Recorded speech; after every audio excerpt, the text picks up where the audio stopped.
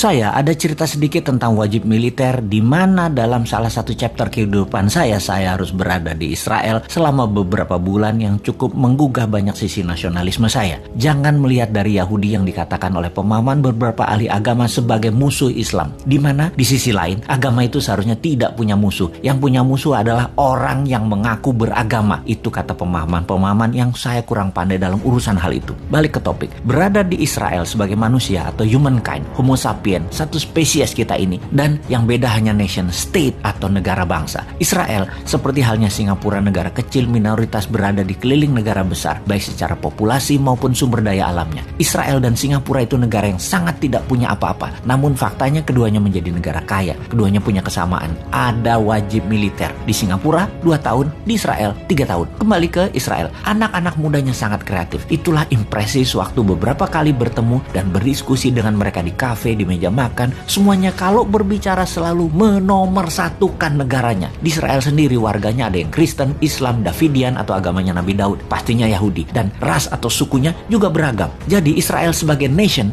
apapun agamanya, warganya sangat militan. Karena 3 tahun di kawah candra di muka, nasionalisme mereka dibangun yang bernama wajib militer. Selain dari sebagai tentara cadangan, juga sebagai bentuk doktrin nasionalisme. Semua orang faktanya, orang Israel itu yang muda-muda itu sampai yang tua, semua orang jago bela diri, jago teknologi militer, persenjataan, dan kompak. Singapura melakukan hal yang sama. Karena itu, apa yang terjadi kalau Indonesia negara yang besar ini? Di Indonesia ada wajib militer. Nasionalisme generasi muda dan generasi di tahun 2045 ke atas, Indonesia pasti menjadi negara yang sangat dikagumi, sangat dihormati, dan sangat disegani. Ada sebuah cerita nyata, namun ini bukan mewakili semua orang. Jangan disamaratakan. Sekali lagi, ini kisah nyata saya dan jangan digeneralisir. Ini semua just for the sake of discussion. Untuk itu, saya minta izin, saya menyebut sebuah ras. Sahabat saya ini keturunan Tionghoa, sangat kaya dan sukses, berbisnis plastik beserta turunannya. Bahkan bahan bakunya 100% dari Tiongkok, menjadi top 5 pebisnis plastik kemasan di Indonesia. Sangat sukses. Dia mendukung salah satu partai yang mendengungkan kebinekaan dan sangat setuju, dia garis keras dengan Pancasila. Lalu suatu hari saya lagi makan malam,